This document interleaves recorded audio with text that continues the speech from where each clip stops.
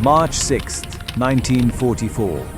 20,000 feet above Nazi-occupied France. Lieutenant Colonel James Howard watches his altimeter drop deliberately. Against every instinct, against every regulation, he's descending, straight into the teeth of German flak batteries. His crew thinks he's lost his mind, but Howard knows something the Luftwaffe doesn't. Something that will change the air war over Europe forever.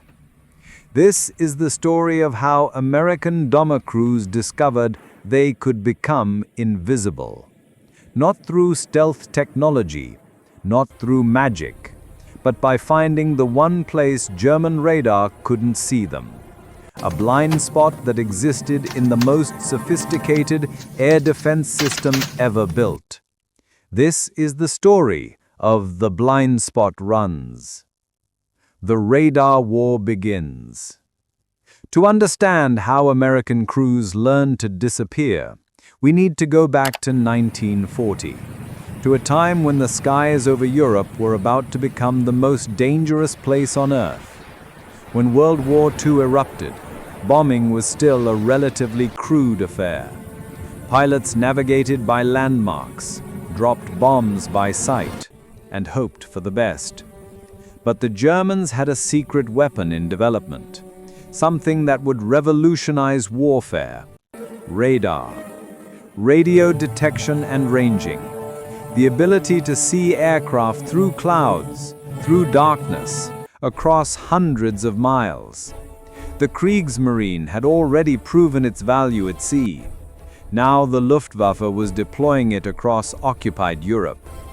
By 1942, Germany had constructed the most sophisticated air defense network in history, the Kammhuber Line, named after General Josef Kammhuber, stretched from Denmark to Switzerland. Hundreds of radar stations, thousands of anti-aircraft guns, fighter bases positioned every 50 miles. The system was devastatingly effective. German controllers could track Allied bombers from the moment they crossed the English Channel. They could vector night fighters onto bomber screens with deadly precision. They could direct flak batteries to create walls of exploding steel at exact altitudes. American bomber crews called it running the gauntlet. Every mission into Germany was a calculated risk. The odds got worse with every mile deeper into enemy territory. In 1943, the 8th Air Force was losing bombers at an unsustainable rate. 10% losses per mission were common. Some missions saw 20, even 30% casualties. Do the math. At those rates, a crew's chances of surviving a 25-mission tour were statistically near zero. The strategic bombing campaign was in crisis.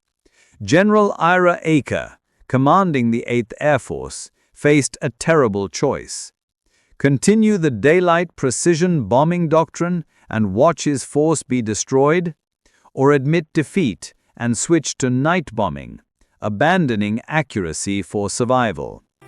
But there was a third option, one that existed in the blind spots of German technology, one that required understanding not just how radar worked, but how it failed. The science of seeing, how radar works. Before we can understand how to defeat radar, we need to understand what radar actually is. And in 1943, it was black magic to most people. Radar works on a simple principle. Send out a pulse of radio energy and listen for an echo. When that pulse hits something solid, an aircraft, a ship, a mountain, some of the energy bounces back. Measure the time delay, and you know the distance.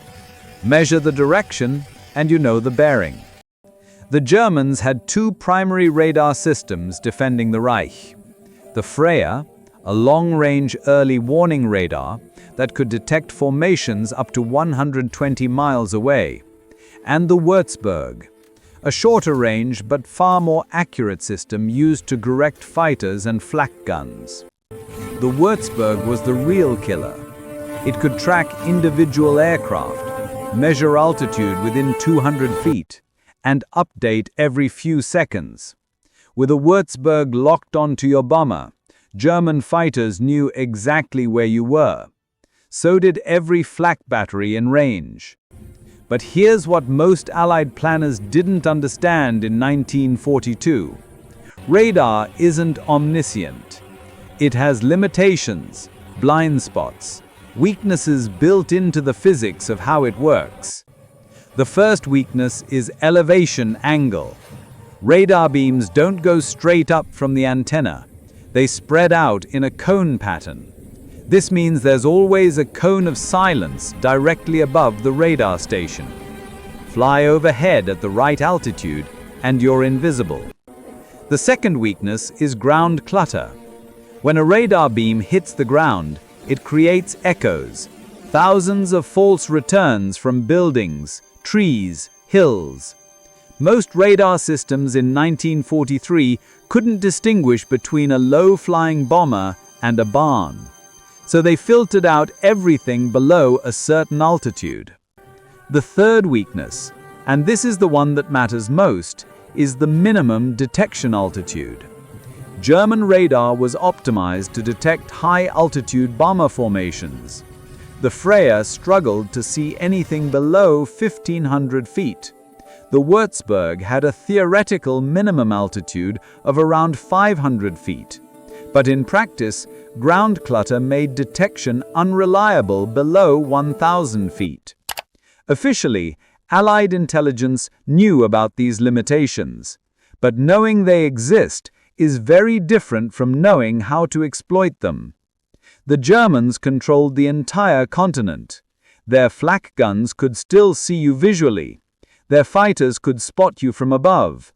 And flying a 4-engine bomber at treetop level, through mountains, in formation, loaded with fuel and bombs, was considered suicide.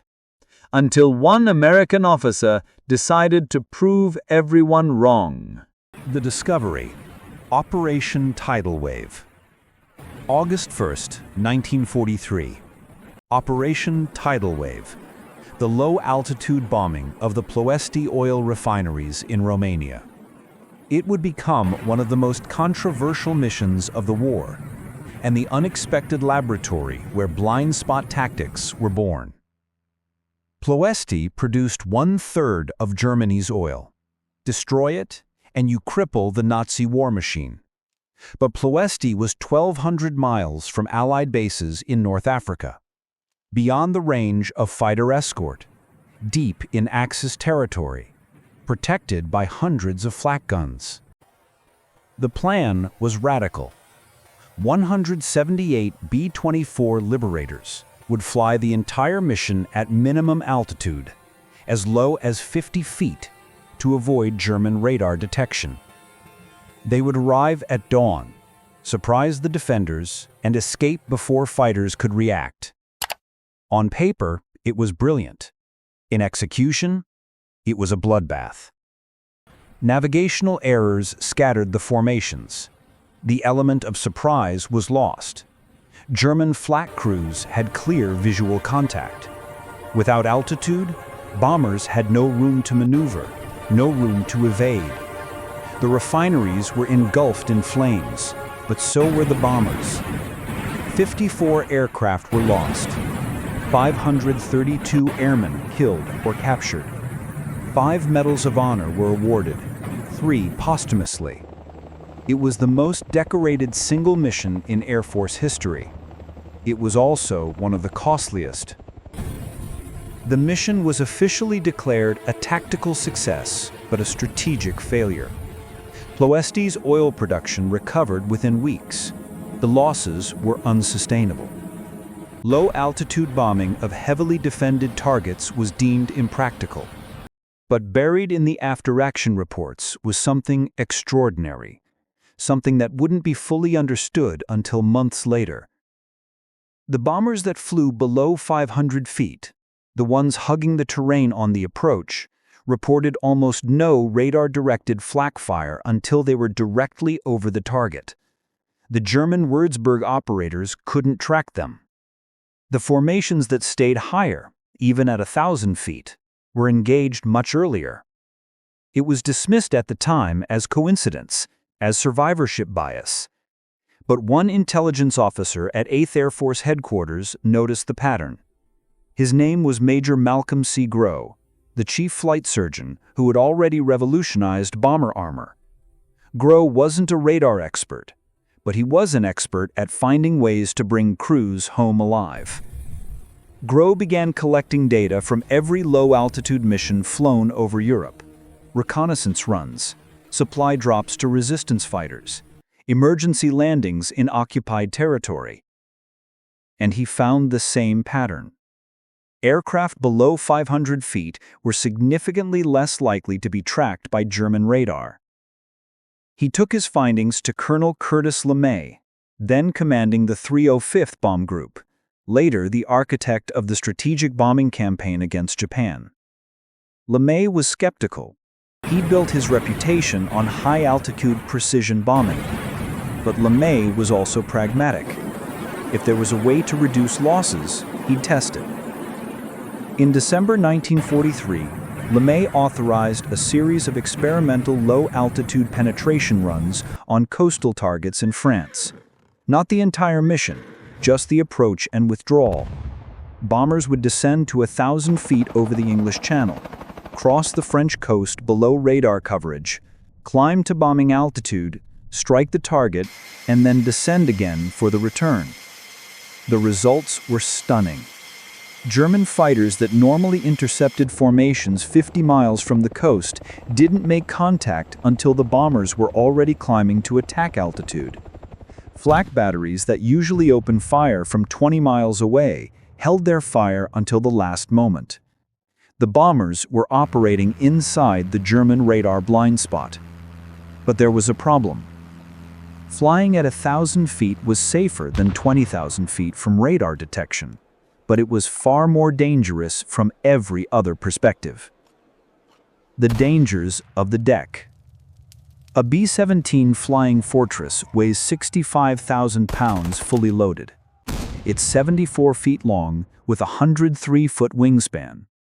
It's designed to operate in the thin, cold air at 25,000 feet, not in the thick, turbulent air at treetop level. Flying formation at low altitude requires constant, exhausting attention. At 20,000 feet, you have minutes to react to another bomber drifting towards you. At 500 feet, you have seconds. One pilot's mistake can take down 3 aircraft. Then there's the terrain. England to Germany means crossing the North Sea, the Dutch coast, the Rhine River Valley, hills, forests, towns, bridges, radio towers, church steeples. Every obstacle is a potential killer at 200 miles per hour with zero margin for error. Weather becomes a different kind of enemy. At high altitude, you fly above most weather. At low altitude, you're in it. Fog banks, rain squalls, snow showers. Visibility can drop to 0 in seconds. And there's nowhere to go but up, directly into German radar coverage. Engine failure at 25,000 feet gives you time and options. Engine failure at 500 feet gives you about 15 seconds before impact. There are no bailouts. No time to radio for help, just terrain rushing up at you. And perhaps most dangerously, visual detection. You might be invisible to radar, but you're painfully visible to human eyes. German troops on the ground, flak batteries without radar, farmers with telephones. At low altitude, you announce your presence to everyone below you, and everyone has 30 seconds to grab a rifle. Despite these dangers, LeMay was convinced. The math was brutal, but clear. High-altitude missions were losing 10 to 15% of aircraft per mission to radar-directed defenses. Low-altitude penetration runs were losing 3 to 5%. And most of those losses came after climbing to bombing altitude, not during the low-level approach. In February 1944, LeMay was promoted to command the 3rd Air Division. He immediately began training entire bomb groups in blind spot penetration tactics. But he didn't call them low-altitude runs. That would have triggered resistance from Air Force leadership, who rejected the approach after Ploesti. Instead, he called them blind spot runs, a technical term that sounded scientific rather than reckless. And he sold it not as a change in doctrine, but as a tactical innovation, a way to preserve the high-altitude precision bombing strategy while reducing losses during approach and withdrawal. The training was intense. Crews practiced over the English countryside, flying formation at 500 feet until it became second nature. Pilots learned to read terrain from maps and memory. Navigation at low altitude was entirely visual. Bombardiers learned to identify landmarks from ground level rather than from 5 miles up. And they practiced the most dangerous part of all, the transition. Descending from bombing altitude while still over enemy territory, reforming into tight formation, and penetrating German airspace at speeds that made every second count. By March 1944, 5 bomb groups were certified for blind spot operations. The question was whether the theory would hold up against the reality of the German air defense system. They were about to find out. Baptism of Fire, the first combat runs. March 18, 1944. Target, Friedrichshafen, Germany, home of the Dornier aircraft factories. 140 B-17s from the 3rd Air Division, the first full-scale combat test of blind spot tactics. The plan was to cross the English Channel at 25,000 feet as normal. German radar was already tracking them. But instead of maintaining altitude across France, the formations would descend to 1,000 feet over eastern France, penetrate the German border below radar coverage, then climb to 20,000 feet just before reaching the target.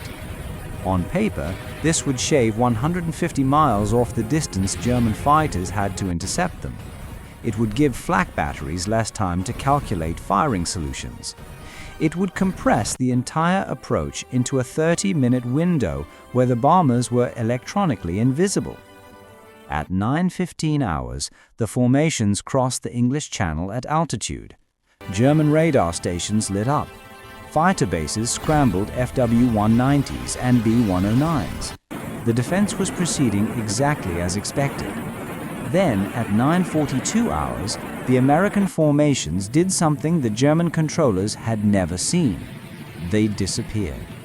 Not scattered by clouds, not broken up by fighters, they simply vanished from the radar plots. 140 heavy bombers gone from the screens. In the Luftwaffe control centers, chaos. Controllers assumed equipment failure. Technicians were called. Backup radar stations reported the same thing. No contacts where there should be a massive formation. Fighter directors had vectored 60 interceptors toward the last known position, but there was nothing to intercept. The bombers were still there. They were just 23,000 feet lower than expected, screaming across the French countryside at treetop level. German radar operators were scanning the sky for high-altitude contacts. The Americans were down in the ground clutter, invisible. For 30 minutes, 140 bombers flew through the heart of occupied France, virtually unopposed. Farmers watched them pass. German troops stared up in confusion. A few rifle shots, a few machine gun bursts from surprised flak positions, but no coordinated defense, no massed fighter attacks, just ghost formations appearing and vanishing like they'd found a crack in reality. At 10:15 hours, the formations reached their initial point, the last navigation checkpoint before the target. Time to climb, time to become visible again. As the B-17s ascended through 5,000 feet, they reappeared on German radar, but by then, it was too late. The fighters that should have been harassing them for an hour were still searching 200 miles to the west. The flak batteries had less than 5 minutes to acquire targets, calculate trajectories, and open fire. The bombing was textbook. The Dornier aircraft factories were hit hard. Production lines destroyed. Assembly halls collapsed. The strategic objective achieved. But the real victory was in the numbers. Of the 140 bombers that flew the mission, 136 returned to base. 4 losses, a casualty rate of 2.8%.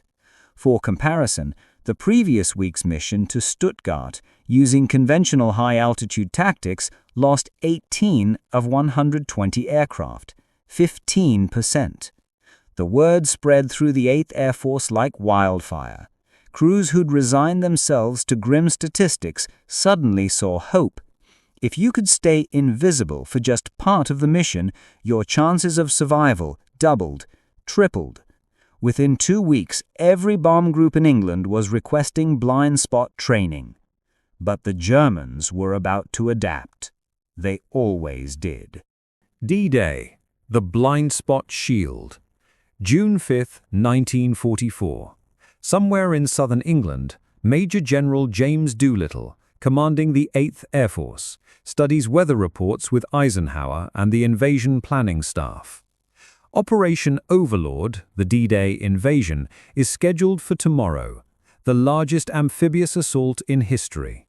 150,000 men will storm the beaches of Normandy.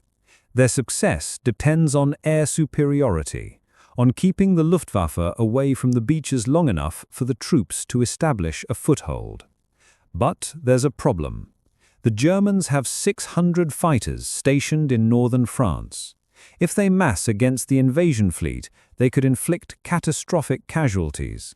Allied planners estimate the fighters could be over the beaches within 15 minutes of the first landing craft hitting the shore. The solution?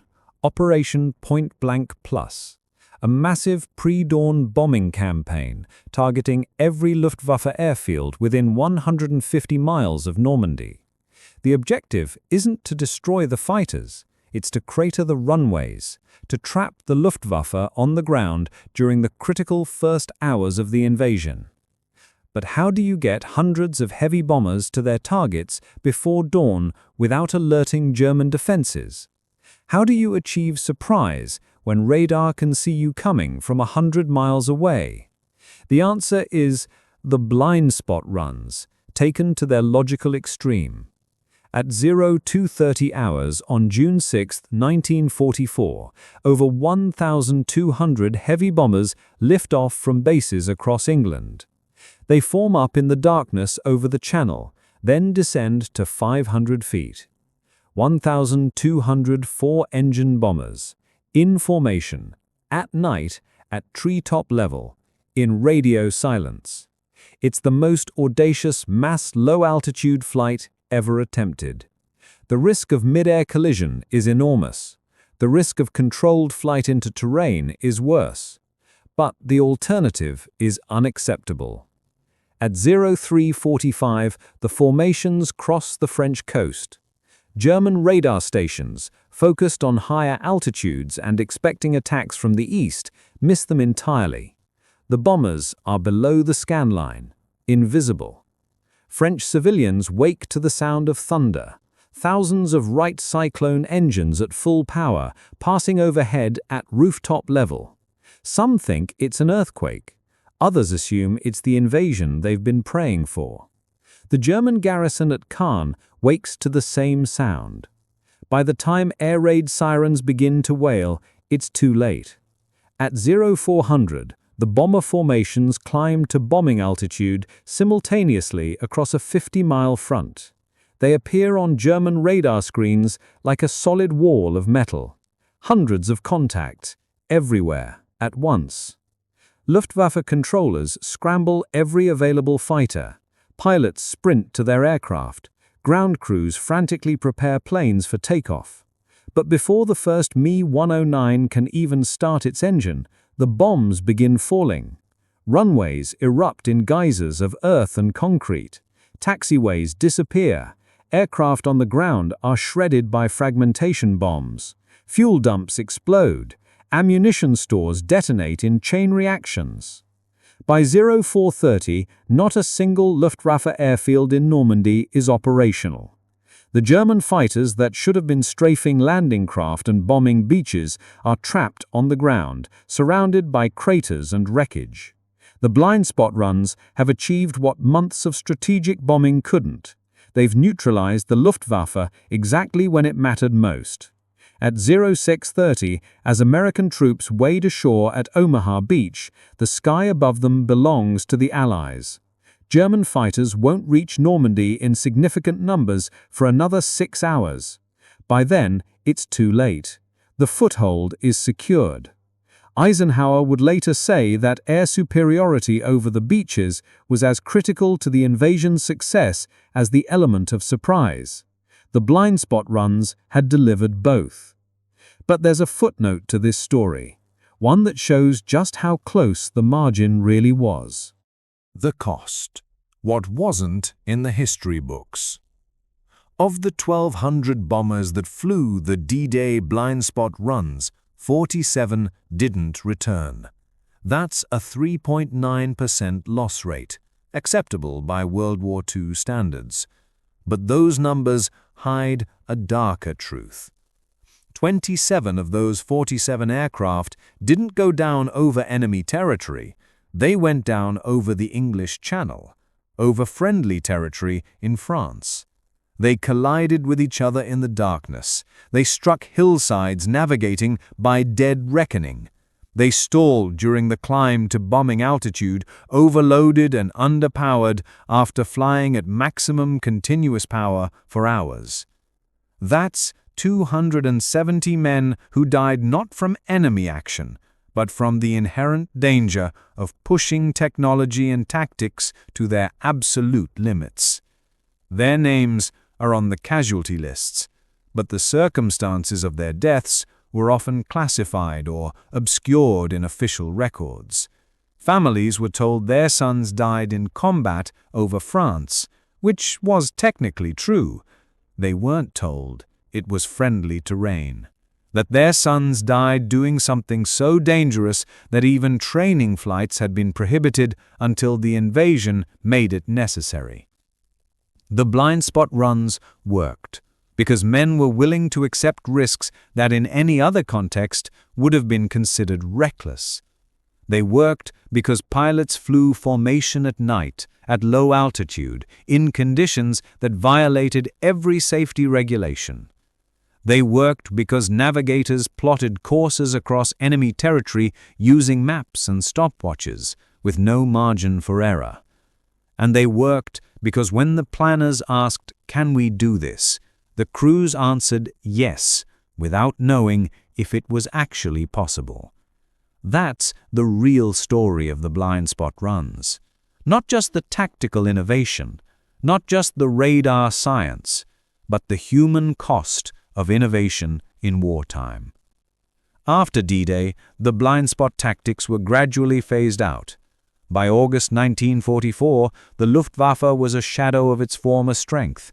Allied fighters had air superiority.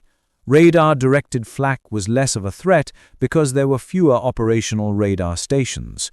The strategic situation that made blind spot runs necessary no longer existed. But for 6 critical months, from March to June 1944, American bomber crews had found a way to make themselves invisible to the most sophisticated air defense system in the world. They'd exploited a gap in technology with tactics, courage, and mathematical precision.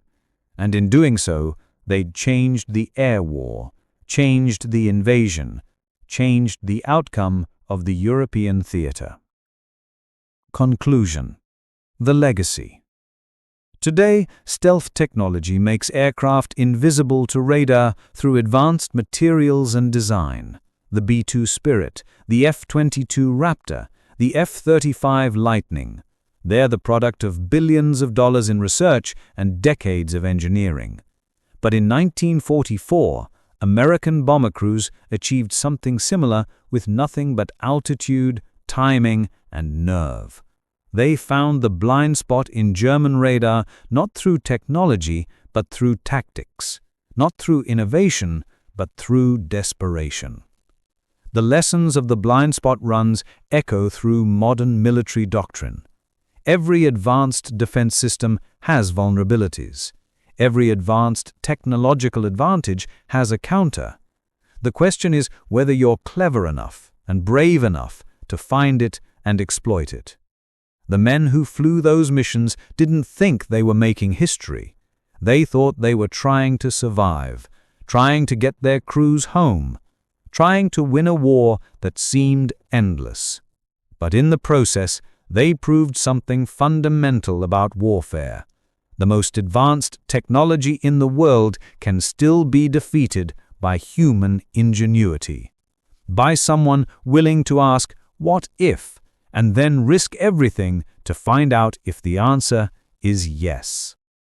The blind spot runs of 1944 lasted only a few months. The tactic was never officially recognized. Most of the men who flew them never spoke about it after the war.